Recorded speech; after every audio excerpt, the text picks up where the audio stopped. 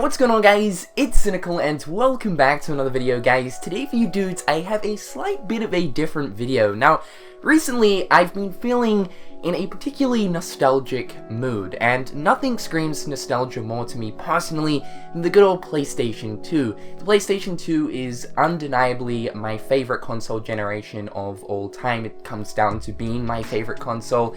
It is essentially the system that got me into gaming. I'm actually very thankful for the PS2 because I think without it, I probably never would have seeped into gaming as much as I have to this day. Now, as a kid, I used to be mad about PlayStation 2 and I used to have an absolutely huge collection of PS2 games, and to this day I regret the fact that as a kid I ended up selling pretty much all of them. In fact, prior to buying this big bulk lot that we're going to get into very shortly, I only owned like the Kingdom Hearts games on PS2, and that's about as far as my collection would go. So recently I have been in a nostalgic mood and I have been wanting to actually revive my PlayStation 2 collection of physicals. There is absolutely so many fantastic PlayStation 2 games, especially ones that I want physical copies of, and so I actually ended up coming across this really cool bulk bundle of about 47 games. 2 ended up getting sold, so 45 in total. And generally with bulks, one thing that you guys will notice if you guys are like online shoppers and you're always looking for like gaming collectibles or like physical copies of certain games, is that when buying bulk lots of games, usually they contain a lot of garbage and a lot of trash and will only ever contain around about like 2 to 3 to maybe 4 decent titles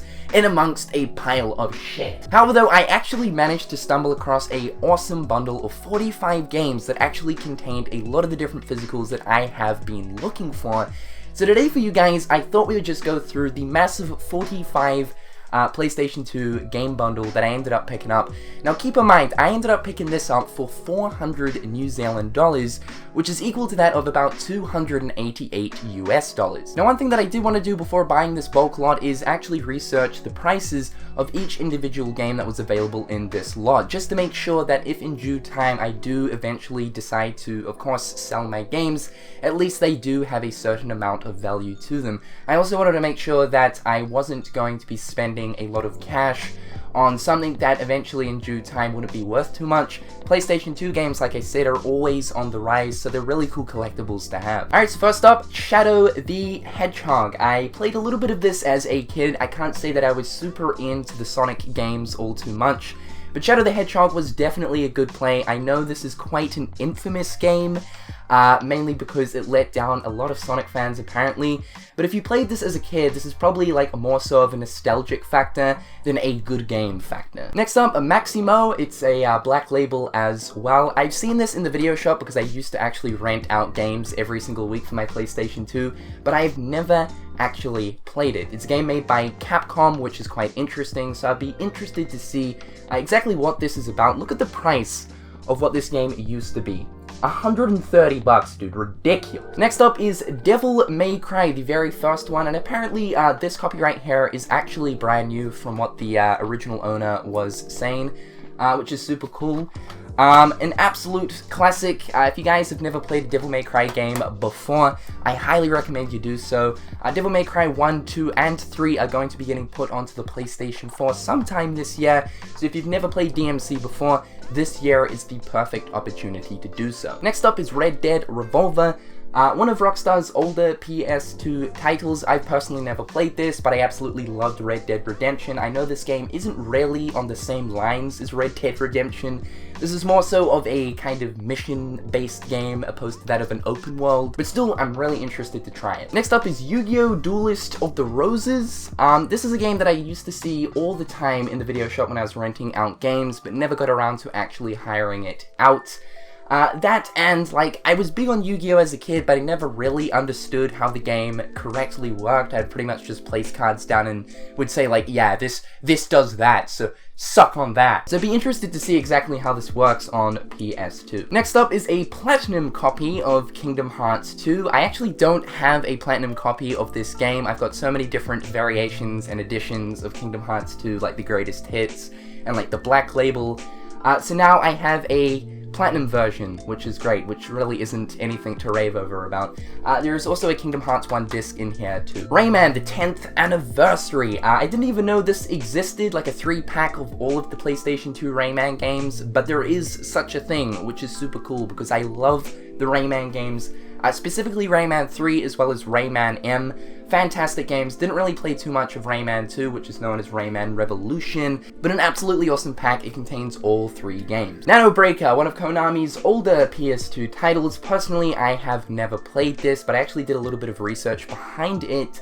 Looks like some sort of like a hack and slash type of game, so Nano Breaker, dude. Drakengard. So I was really excited to actually pick up Drakengard, especially because this is Drakengard 1. There is actually 3 of them. And the fact that this is a black label physical and not like a platinum. I don't even know if there is like a greatest hits or like a platinum version of this, but it's cool to know that this is the black label. In case you guys don't know what Drakengard is, it is a Square Enix game. It's one of their older franchises, and it is actually connected to that of the lore of Nier Automata. The Drakengard series acts as a precursor to that of what happens in Nier Automata, so kind of interesting considering that the themes of this are all like dragons and medieval age. And then you look at Nier Automata and it's all like in the future and you got robots and androids, but believe it or not, these series are actually connected. Very interesting. Next up, Dark Chronicle, or known in the United States as Dark Cloud 2. The Dark Cloud series on PlayStation 2 is among some of the greatest RPG games you can get on the goddamn system. Both Dark Cloud as well as Dark Cloud 2, or Dark Chronicle, are actually available on PlayStation 4. If you guys have never played this game, or Dark Cloud 1, do yourself a favor and pick it up on PS4. Honestly, it's a good time. Next up, Final Fantasy VII Dirge of Cerberus. I've wanted to play this game for a very long time, mainly because of the fact that it's so different to that of a normal Final Fantasy title. Square Enix decided to go a little bit Fruit Loopy with this title and make a Final Fantasy third-person shooter. And that's exactly what Dirge of Cerberus is. Now, I know that a lot of Final Fantasy fans actually cherish this game, but more so, this game is known to contain pretty boring gameplay. As a game, apparently it's not really that great, but for some reason, Final Fantasy fans have actually fallen in love with this, so I really do want to try it, perhaps on stream sometime. Next up, Transformers. Personally, I've never played this, seen it around quite a bit, but Transformers. Robots in disguise. Max Payne, another one of Rockstar's very older titles, but I've heard a lot of good things about Max Payne. Personally, I've never dipped into the Max Payne series, that includes number 2 and 3, but now that I've got number 1, I think it's high time to actually try this out. Hitman Blood Money. Now, as a kid, I remember actually playing one of the Hitman games. I can't specifically think what one it is, but I definitely played one of them, and I remember actually having a lot of fun with it. So whether or not it is actually Blood Money, this is Blood Money right here. If it turns out to be the Hitman game that I played as a kid, then I'm going to be pretty happy, but Hitman Blood Money. Tekken Tag Tournament 1. This was one of the very first PlayStation games I actually ever ended up playing. I got this in my PlayStation 2 bundle when I was a kid, and absolutely loved it. It's one of my favorite Tekken games to this day. Next up is Mortal Kombat Shaolin Monks. Never played this whatsoever. I do like me some Mortal Kombat here and there, so we'll have to try it out. Next is the Getaway Black Monday. This is also another game that I used to see in the video shop quite a bit, but never ended up actually hiring it out. Not entirely too sure like what this is. It kind of looks like a Grand Theft Auto esque type of game, so interesting. Tom Clancy's Splinter Cell Chaos Theory. I've never played like any of the Splinter Cell games, and I don't know if I deserve like a turkey slap for that or not. I know that Tom Clancy makes some really fantastic games, but honestly I've never really dipped in to his video game series. So now that I do actually own a Splinter Cell game, maybe I should actually try it out. Next is Canem Edits, or known in the US as Bully. One of my favorite PlayStation 2 games, for sure. It's like Grand Theft Auto, but you're a school kid, and you can chuck firecrackers in like toilets, you can chuck fart bombs at people, you can slingshot people in the head. Okay, that sounds a little bit too intense. This is a really good time. If you guys have never played Bully or Canem Edit, do yourself a favor. It's on PlayStation 4. Pick it up. Next up is The Suffering Ties That Bind. Never seen this game in my life. Don't know what it is. It's probably some sort of like survival horror type of thing. The Suffering. Next up, Ghost Hunter. Again, never seen this game in my life, never played it. From the title, I'm judging that you most likely hunt ghosts, but that's about all I can say about this. SNK vs Capcom SVC Chaos, another fighting game. I've personally never played any of the SNK vs Capcom titles. I now own one. Obviously they're old arcade sort of fighters. Super cool though, so yeah. Metal Gear Solid 3 Snake Eater. Oh my god, so I really don't want to say this because I know there's going to be so many of you guys that are going to just jump on my back and absolutely pitchfork me. But I have never played a Metal Gear Solid game. Okay, correction. I have played Metal Gear Solid 5 because I actually own it. But I just could not pull myself to actually playing it, and I now have number 3. I know that the Metal Gear Solid games are like absolutely renowned and people absolutely rave about them, but for me personally, I just cannot pull myself to get into them, which is kind of unfortunate, but Metal Gear Solid 3. Next is Playboy the Mansion. I remember seeing this in the video store quite a lot, and as a kid, I remember always being very curious about this, right? And now, finally, at the age of 20 years old, I have this game. I've never played it. I don't know what to expect from a PlayStation 2 Playboy game. Question is though, will I end up playing this? I have no idea. Maybe for a stream one day as a good meme. We'll have to wait and see. Next up is Castlevania Cusp of Darkness. Okay, I'm just remembering that these games are, of course, secondhand, and what I am smelling is potentially years of history. So Castlevania Curse of Darkness is probably one of the sole reasons as to why I actually decided to pick up this game bundle. Curse of Darkness goes down as one of my all-time favorite PlayStation 2 games. I used to play the hell out of this game with my dad. We used to sit there until the early hours of the morning, just jamming Curse of Darkness.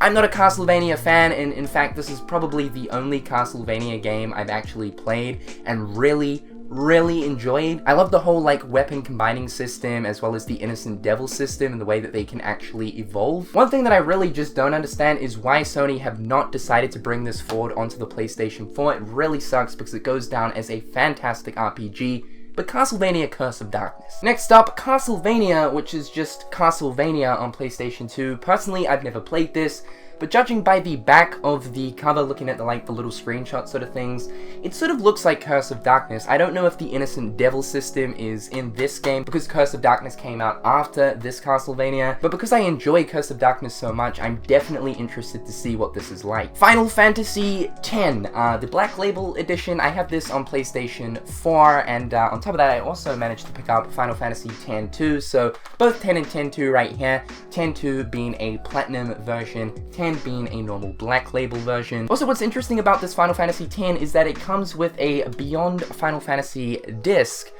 which I gather is stuff to do with like the behind the scenes, interviews, and all of that cool stuff, so that's really cool to see. And it also looks like this physical has been kept in really good condition, so that's one thing I was a little bit skeptical about because of the fact that all of these games are pre-owned. You don't know whether the discs are scratched, the manuals are absolutely torn, and the cases are intact. Forbidden Siren, another survival horror game from the Sims. I've never seen this and haven't really heard anything about it whatsoever. It contains horror scenes and contains violence, so I'm gonna go out on a whim here and say that it's probably a spoopy time. Silent Hill, the collection, containing Silent Hill 2, 3, and 4.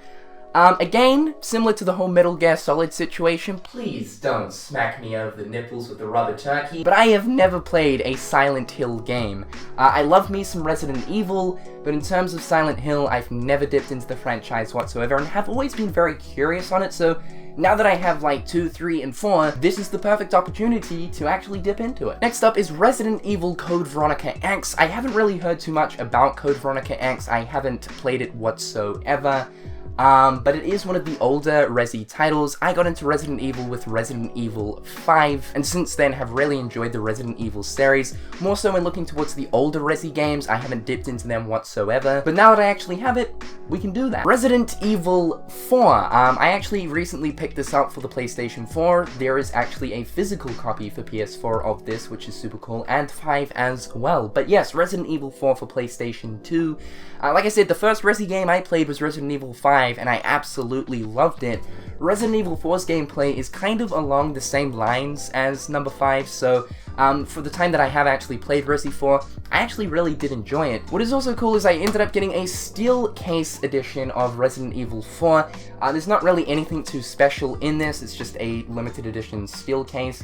But it does come with like a little mini game guide sort of thing to help you out with the first sort of starting areas of the game, so that's pretty cool. Next up is Micro Machines. Never seen this and never played it, but I take it it's some sort of an Atari racing game with small machines, hence the name Micro Machines. The Simpsons Game. This wasn't too bad, but I think, like, for the most part, most of the Simpsons games on PlayStation 2, I have to say, were absolutely fantastic.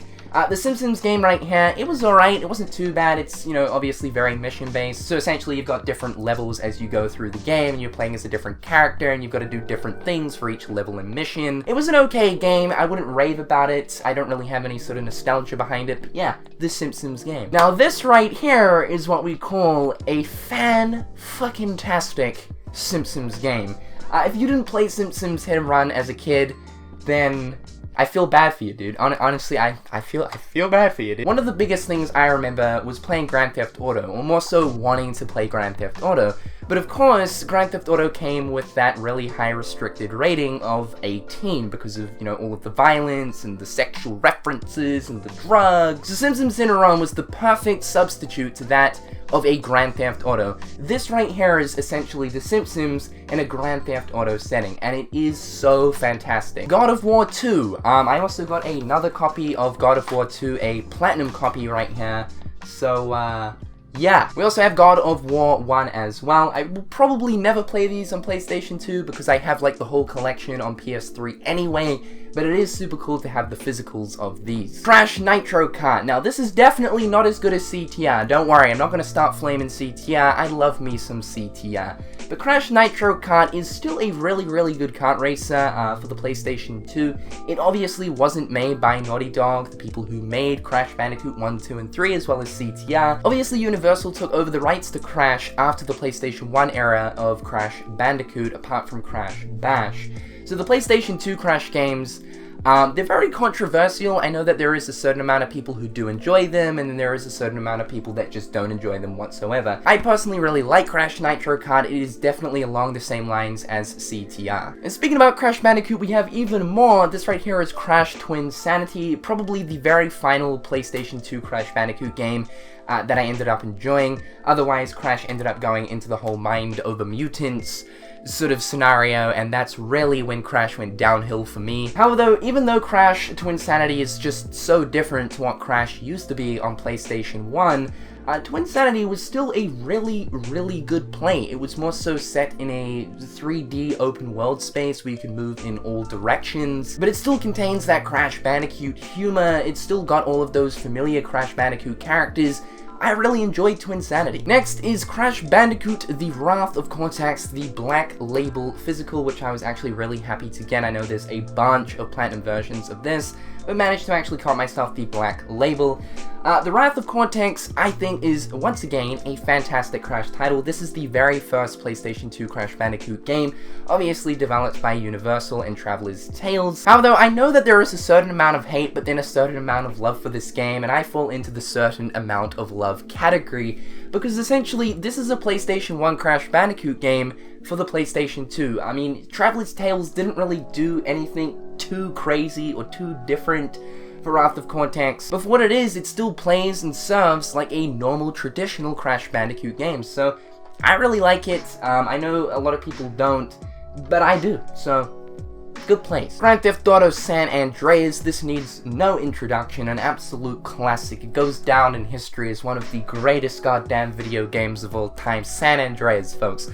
Still to this day, my personal all-time favorite Grand Theft Auto game. Grand Theft Auto Vice City, another Grand Theft Auto game, obviously the one before San Andreas. Again, I love all of the GTAs. I think they're absolutely fantastic titles. I mean, Rockstar do such a great job at developing their games. But yeah, Vice City. And finally, right here, we have Grand Theft Auto 3. So the only Grand Theft Autos I am actually missing for PlayStation 2 is Vice City Stories, as well as Liberty City Stories, which I do intend to pick up at some point. But now, guys, that's gonna do do it for today's video. I know this is a little bit different, but I am so into my game collecting. I kind of got into it around about the start of last year with PlayStation 4 physicals, and now I'm going through the phase of PlayStation 2 physicals, trying to revive my collection. In the comment section down below, let's get a discussion going about PlayStation 2. What is your top 5 favorite PS2 games? Guys, I would love to know. However, with all that being said, I've been Cynical. Hopefully you guys are having an absolutely fantastic day, and until next time guys, I'll catch you later. Peace. Hit